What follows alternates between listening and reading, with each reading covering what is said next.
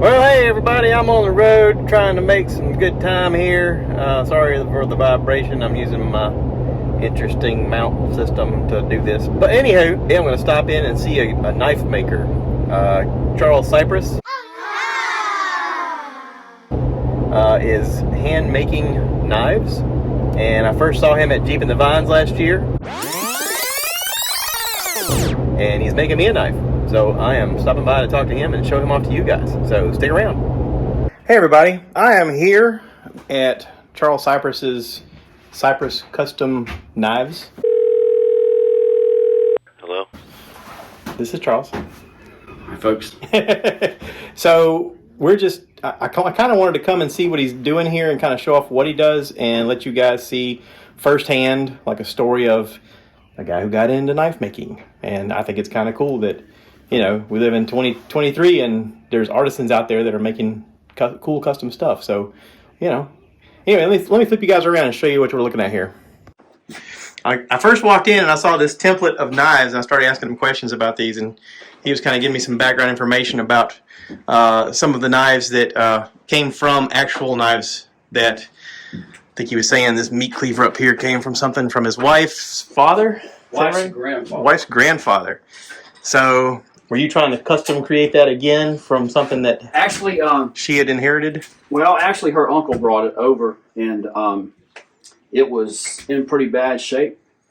Had no, I don't know. Somebody had tried to sharpen it, and it looked horrific. Yeah. So somebody put it on a hand grinder. So I took the edge off, grinded it back, put a new edge back on it. Cleaned up the blade, polished the handle, and it pretty much looked like it did back in 80 years ago when he was using it. So I gave it back to her uncle, and I asked him if I could make a template of it. I've never made this particular one, but he said, sure, you know, make a template of it, and you can make one at some point in time. Everything else here, I kind of dreamed up. Either looked at something and got inspiration for it, or looked at something and kind of said, hey, that looks like a knife. This was a piece of steel that I had, and it didn't look quite like that, but I could see that there was a chopper in there. So I kind of grinded the end a little, straightened it up, put my file work on the spine here. That's real pretty. Yeah, I do that over here with these files. Mm-hmm. Just put the file on there and just do whatever design I have in my head at the time. Mm-hmm.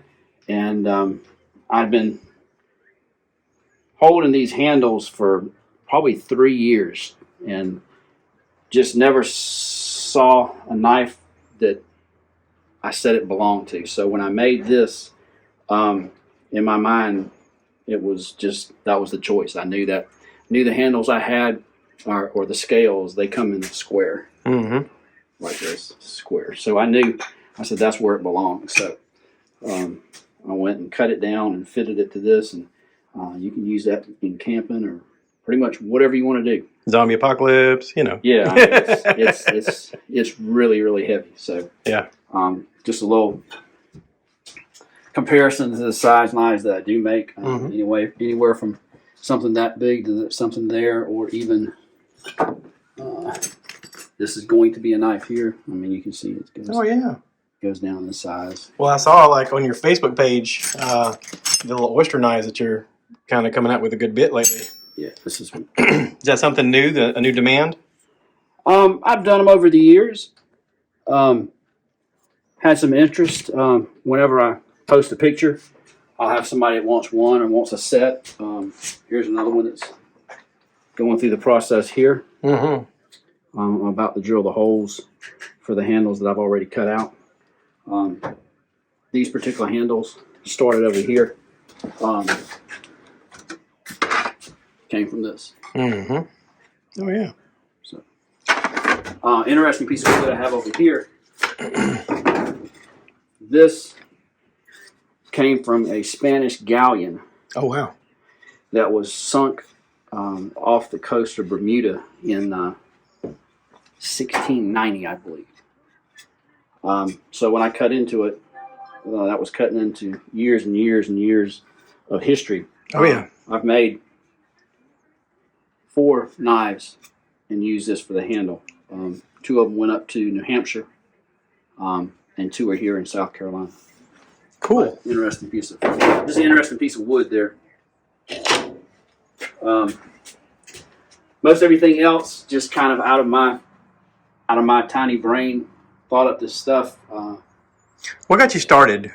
Like when you were you just sitting on like a couch one day and like, honey, I think I want to start making knives? No, I had a buddy of mine. I'm retired from the Highway Patrol, and I had a buddy of mine on patrol that retired right after I did, and he got into making knives, and he kind of kept talking to me over the years about you should get into it, and Frank James is his name, and we got 2 of his templates right here.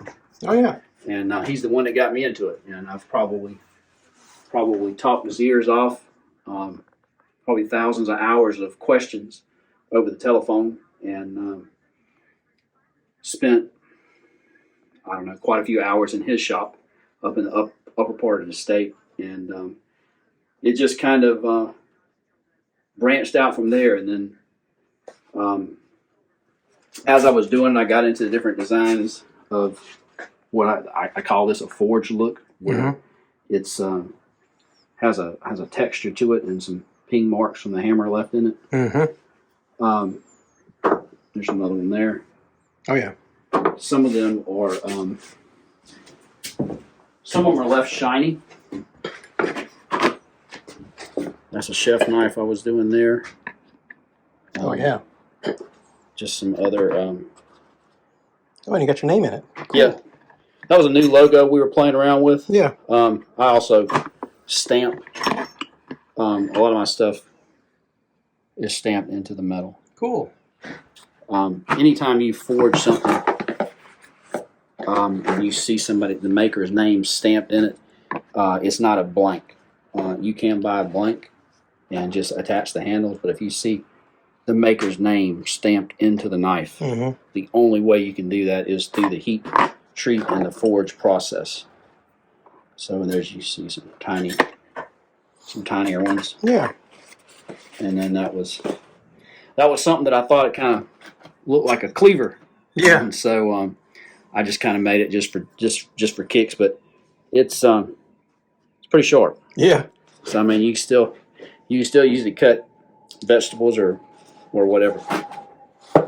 So that's just some of the ones that I had sitting around. Cool.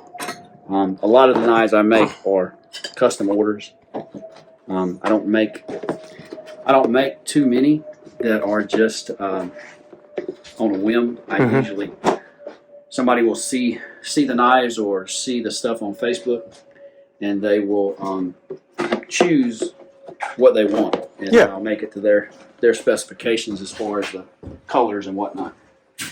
Now, like on the handle size, I know you said that you make some custom handles for women that will say they want a different grip or something like that.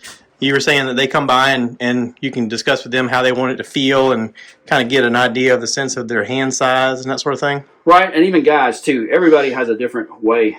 Some guys like a bulkier, wider handle.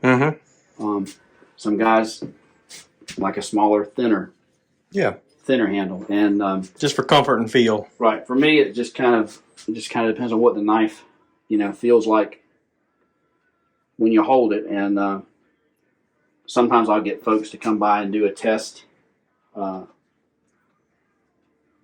fitting just to see if they like the way it feels, if it feels the way they want it to feel. Yeah. And then we'll go from there or make changes to it if need be.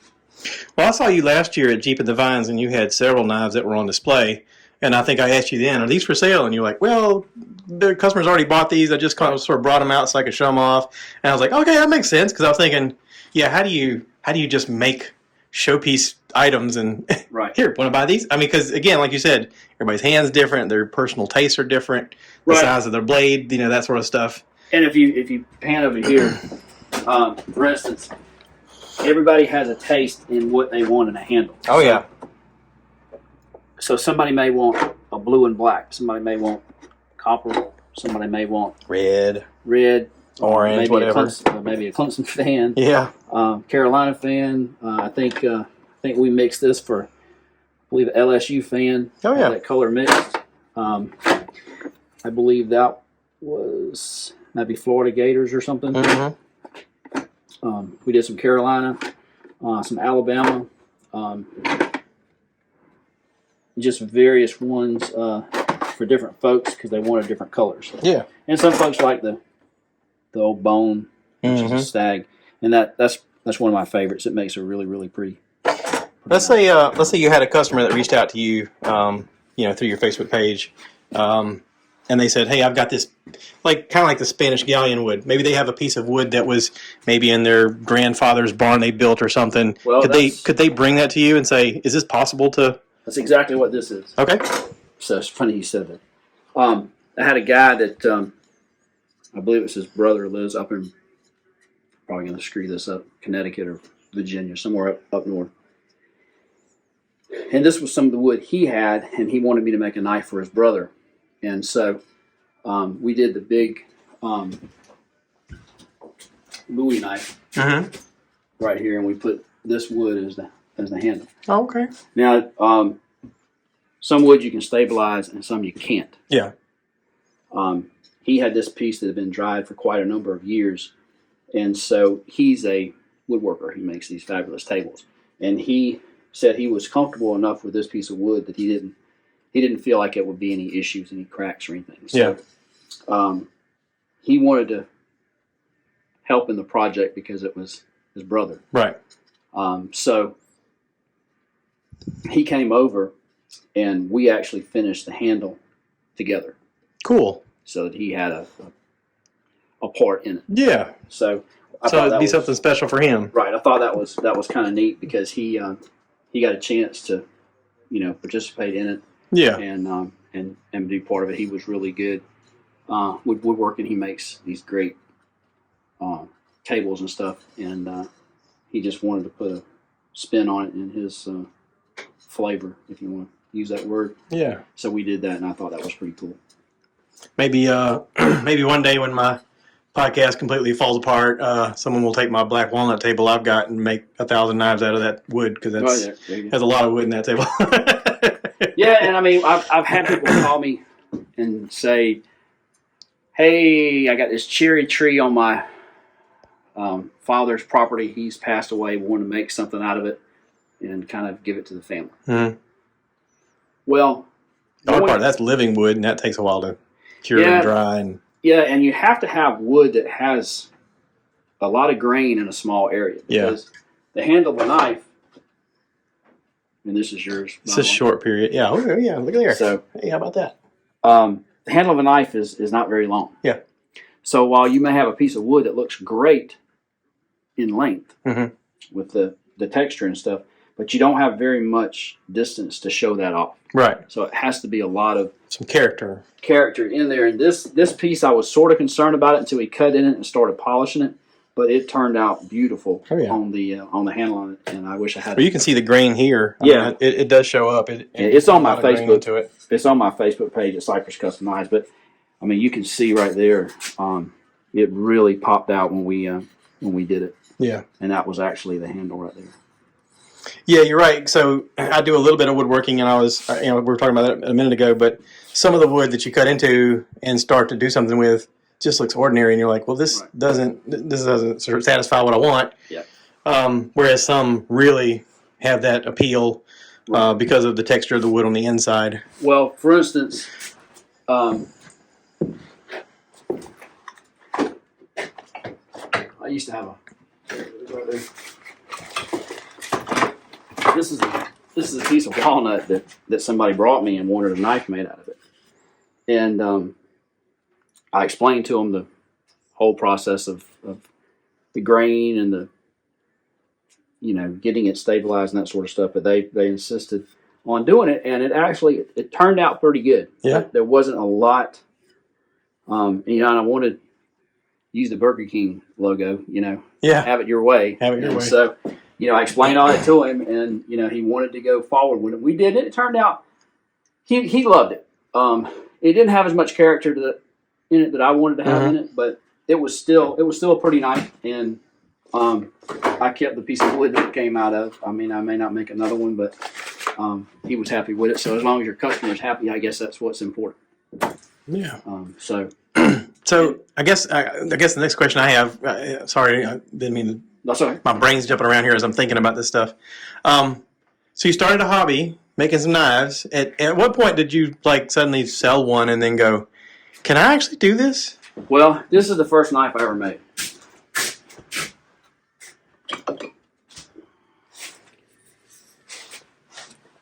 So while it looks pretty bad, I was happy it kind of resembled a knife. Yeah.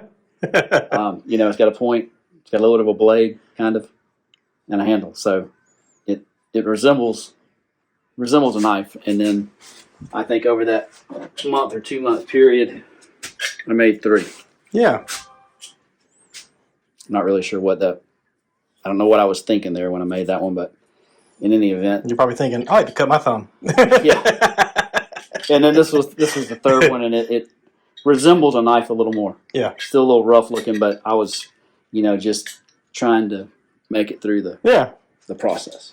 And probably trying to convince yourself of, am I really doing this? Did I actually make that, or did I dream it? Right. I'm sure it was like one of those things you come out and look at once in a while and just go, seriously, who made that? Yeah, well, sometimes I like to hide them. Yeah. So if you don't see it, but Yeah. and then things just evolve over time, and things get better, and you get a little more accustomed to it, and then you make stuff that actually looks like a knife. Yeah. So. Well, this is, you said 4 years into the making? Yeah, around 4 years. It took me a while to get the anvils and the equipment, the grinders, and various pieces that you have to have in order to. I mean, you can make a knife with probably just a grinder and a sander. It just depends on your skill level, I guess. But if you want to forge, you need a forge. Well, you can have a forge or some type of heating process, because you got to forge the metal, and then the ovens here. The ovens are the heat treating process. It goes in the oven for 2 hours at 450 to 500 degrees, and that takes a little time, because you can't do anything with it while it's in the oven. Yeah, it just has to sit there. And usually, what I do is I start another knife during that time, and this is my cutter. It's just a metal cutting bandsaw, and I do a lot of stock removal, as opposed to taking a ball bearing or something and beating it out into a shape of a knife. Some people do both. Some people do strictly stock removal, and that's mostly what I do, is stock removal, and that means getting the metal.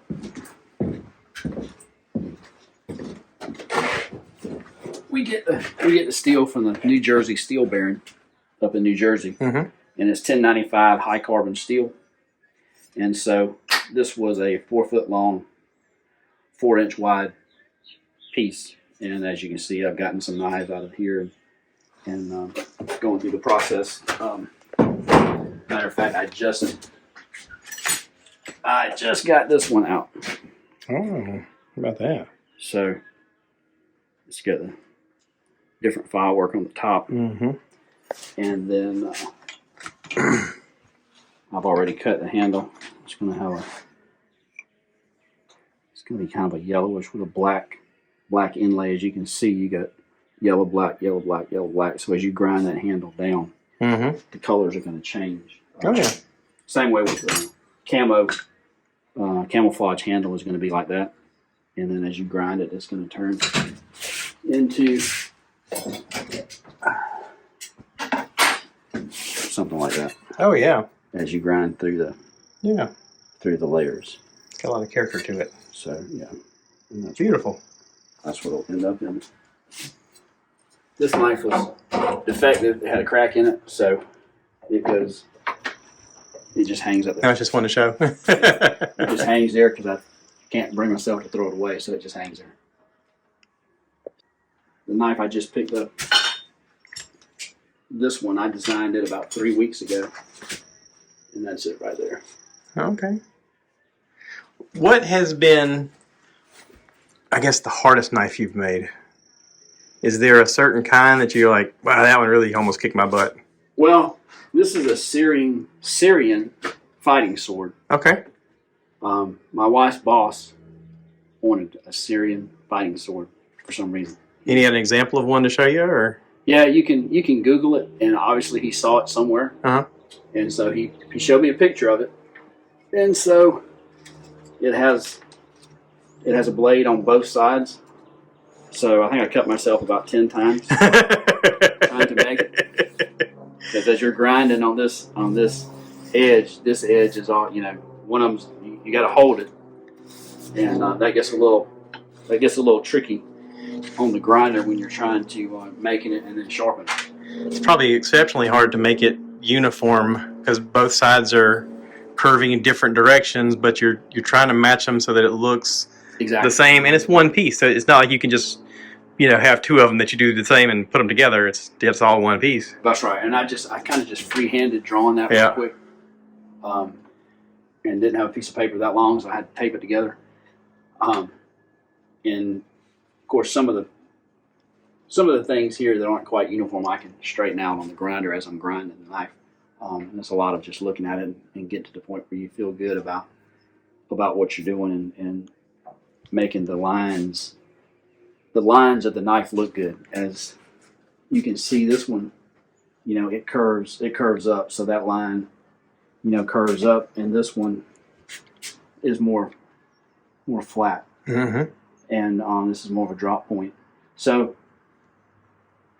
making that, I do everything by hand, so I don't, and mostly eye. So I don't measure that or try to do anything like that. All that is just hand-eye reflection and looking to see if I like what I'm getting, or just feeling it with my hand. And after a while, when you're working with the metal, you can feel, and probably the same way with woodworking too, you can feel stuff without even looking at it. You can just feel of how it looks and how it's bending or turning. And it's almost like it tells you what it wants to be in the process, so to speak. I mean, sometimes I will mess up and grind something a little too far, or you're like, oh, you're going to be a shoulder knife. Yes, that's right. Sometimes the knife will take on a vision of itself occasionally, but generally I try to keep it under control. So it just depends on that. So and today we were going to show you your. I do the sheaths too, so I cut this out of the leather yesterday and actually glued that back. Now it's got to be sewn. So the leather is what's called a saddle stitch. So you're sewing with 2 needles. Okay. So before I started all this, I could barely sew with 1 needle, much less 2. So that was a process in itself to figure out how the heck I'm sewing with 2 needles that are attached to one another. And you pretty much just go back and forth, back and forth, back and forth, so that it's not wrapped on the outside. Yeah. And it looks the same on both sides. And so on yours, this is a right-handed sheath, so we did it on the right side, so you can wear it on the right side. And you have to. This is to keep the. This is the welt to keep the knife from actually cutting the thread. Makes sense. So once I fold that over, and I'm going to glue this to that, I'm going to sew that before I do that. And then this will be folded over, and then I'll drill the holes with the drill press. Yeah. And then I'll put this in the vise, take my 2 needles, my thread, and then sew the sheath together. Then this will be soaked in hot water. And then while it's soaked in hot water, after we grind this down to the size of the handle you want, it will go in. And then you'll take your fingers and knead the leather to the shape of the knife so that it will fit in like a glove, and it'll almost have a snap to it. This one, as you can see, has already been fitted. And I don't know if you heard that click. Yeah. And so that's not plastic or anything. That's just the leather and a clicking Kind of seating down. Yep, Yeah. hooking in there, and that's just not it's not going to just fall out. Mm-hmm. So, and you don't want to have a knife that just is kind of sloppy and it just comes right out of the sheath, because some people will ride horseback, and you don't want it to fall out. So yeah. Or if they're hunting, they got their 4-wheelers out, and yeah, same kind of thing, vibration and such. Exactly. And these are 3 matching cleavers that I'm doing for the guy I went to school with. He wanted one for himself and one for his 2 sons. Cool. And they're going to be matching. These are the matching handles. Yeah, we're still waiting on a little more of this Bacardi wood to come in from Texas Knife Maker. But this is the handles that will go on, and this shines up really, really cool when it's polished. Actually, if you want to look at this, it shines up. Oh yeah, really well. This is snake wood here, but the Bacardi is similar to it, and it'll get a nice shine. Yeah, shine on that. Very cool. So very cool. For those that are curious, it won't end up looking like this. This is the beginning rough part, and I will show a video of what it looks like when it's done, because I wanted to kind of resemble. Yeah, I wanted to kind of give a context of having the stages. Charles and I talked on the phone about do you want to pick it up completed, or would you like to see the stages? And I said, well, I'm going to see you again at Jeep in the Vines. Which is May 20th, by the way. If anybody's interested in coming out and seeing Charles in person and seeing his stuff in person, that's just where I know he's going to be. I mean, you can probably tell the people where you're going to be otherwise, but... Well, we'll be there all day, and we're always on Facebook, so... At Cypress Custom? Cypress Custom Knives, or just Charles Cypress. Cypress Custom Either place you can get a hold of me. Yeah. I post pictures of the knives on both places. And if you follow me, I repost his stuff all the time because I want people to check it out. I think it's kind of cool that there's people out there doing custom work and building things by hand, and sometimes it's nice to hold something in your hands that's made by good people, and here's an opportunity for you to have something like that. And the forge, of course, is outside. It gets up to 2,000 degrees, so no marshmallows. No. I didn't want to have that in the shop, so it's out the door around the corner there. Yeah. In case somebody was following this and like, well, where's the forge at? So the forge is outside. Right. You can verify that. Yes. Saw it earlier. So. Yeah, he asked if I wanted him to fire it up. I said, well, you don't need to, but I mean, fire's always cool. But again, fire looks coolest at night, and yeah, I got plans tonight, so that ain't gonna work out. Not this trip. That's right. Cool.